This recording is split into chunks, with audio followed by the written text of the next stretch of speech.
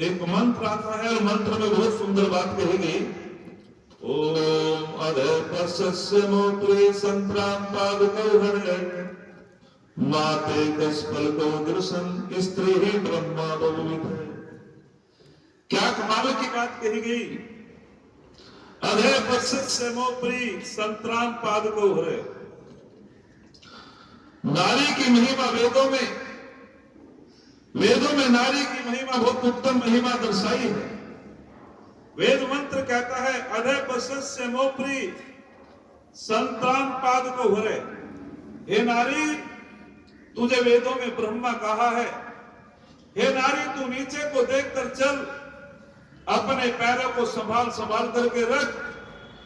हे नारी, तेरी देखने में भी मर्यादा हो, तेरे चलने में भी मर्यादा हो, तेरी समस्त प्रक्रियाएं मर्यादित हो। हे नारी, तेरा शरीर आच्छादित हो वस्त्रों से, तेरी पिंडली दिखाई ना देने वाली हो, तेरी नाभि दिखाई ना देने वाली हो। हे नारी, क्या बहुत सुंदर बात कही मोप्री कि तू ऊपर को देखकर ना चल। इसके दो अर्थ होते हैं, अपने नैनों में लज्जा रख और दूसरे की किसी की होड़ मत कर। हे नारी, जो तेरे पति का सामर्थ्य है तो उसी में अपना खर्च वहन कर, पड़ोसी की होड़ ना कर। और आगे बहुत सुंदर बात कही कि जो नारी मर्यादित होती है, नारी का और नदी का एक सा ही स्वरूप होता है। जैसे नदी दो कूलों के बीच में बहती है। कूल मीन्स बच्चों, कूल किसे कहते हैं? कूल मीन्स जैसे नदी दो कूलों के बीच में बहती है, कूल कहते हैं किनारे, और मर्यादाओं में बहती है, हरियाली का कारण बन जाती है, खुशहाली का कारण बन जाती है। जब मर्यादाओं का उल्लंघन करती है, किनारों को तोड़ देती है, तो निश्चित रूप में वो बहुत बड़ी हानि कर देती है। वो निश्चित जो भी नदी के किनारे बसने वाले होते हैं उनको समाप्त कर देती है। ऐसे ही नारी दो कुलों के बीच में रहती है। कुल मीन्स, कुल कहते हैं परिवार, वंश। एक पति का कुल होता है, एक पिता का कुल होता है। और जो नारी दोनों कुलों की मर्यादाओं का पालन करती है, वो नारी ब्रह्मा हो जाती है, वो नारी वंदनीय हो जाती है, वो नारी शोभनीय हो जाती है। जो अपने पिता के कुल की भी मर्यादाओं का पालन करती है और अपने पति की कुल की मर्यादाओं का पालन करती है, वो वंदनीय होती है। एक वेद में शब्द आता है नारी के लिए, सुसम कासा। सु माने अच्छी प्रकार, सम माने भली प्रकार से, कासा माने चमकाने वाली। अरे कौन सी नारी ब्रह्मा होती है जो अच्छी प्रकार से वेदों के संस्कारों से युक्त होकर के, जो वेद की संस्कृति से युक्त होकर के, अपने चरित्र से, अपने सदाचार से जो अपने कुल को चमका देती हो, वो नारी ब्रह्मा हो जाती है, वो नारी अदिति हो जाती है। एक शब्द आता अदिति।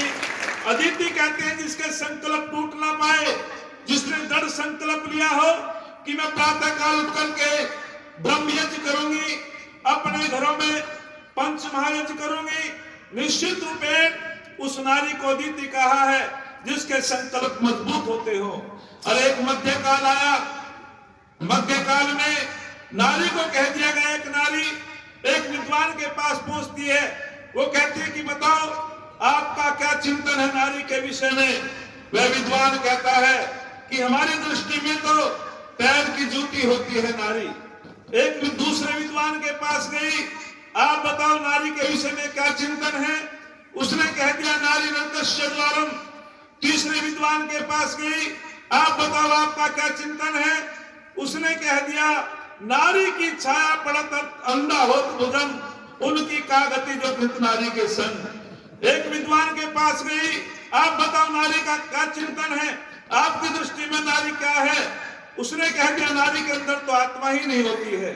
लेकिन जब वो नारी को पता चला, वेदों वाले संत के पास गई, वेदों के जो ऋषि महर्षि स्वामी दयानंद के पास गई और स्वामी जी से पूछा कि मैं पूछना चाहती हूँ ऋषिवर, कि आपका क्या चिंतन है नारी के विषय में, तो स्वामी जी कहते हैं यत्र नारीस्तु पूजन्ते रमन्ते तत्र देवता।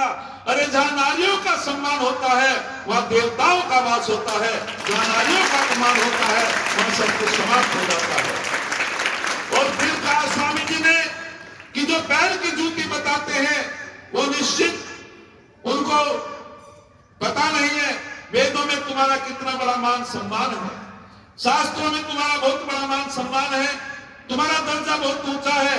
अरे नारी पैर की जूती नहीं होती, नारी तो सर की पगड़ी होती है। जिस प्रकार से परमपिता परमात्मा सृष्टि का निर्माण करता है, ठीक उसी प्रकार से नारी समाज का निर्माण करती है, समाज का निर्माण करती है, इसलिए ब्रह्मा होती है। कहते हैं कि एक बार विवाह संस्कार हो रहा था तो हमने एक प्रमाण दे दिया कि नारी को ब्रह्मा कहा। उसने कहा जी ब्रह्मा कैसे कह दिया गया, जिस प्रकार से यज्ञ का ब्रह्मा होता है। आज मैं बड़ा सौभाग्य समझता हूं कि डिग्री कॉलेज के, इंटर कॉलेज और डिग्री कॉलेज के प्रबंधक महोदय जी अजब सिंह आर्य जी ने मुझको इस यज्ञ का ब्रह्मा बना करके एक बड़ी जिम्मेदारी दी। और मैं चाहता हूं जो मेरे गुणों का वाचन बहन जी कर रही थी कि मैं गुणों पर पूरा खरा उतरूं तो आचार्य हूं, यदि अपने गुणों पर खरा नहीं तो वास्तविक मैं भी किस बात का आचार्य हूं। जो गुणों का वाचन होता है इसमें जिम्मेदारी बढ़ जाती है। जितना किसी के गुणों का वाचन होता है उसे और अपने कर्तव्यों का पालन करना पड़ता है। तो आज इस डिग्री कॉलेज भैंसा में मैं आकर के अपने को बहुत ही एक प्रसन्न और अपने को गौरवान्वित मानता हूं कि एक पद दे करके आपने बहुत बड़ा आशीर्वाद मुझे दिया है।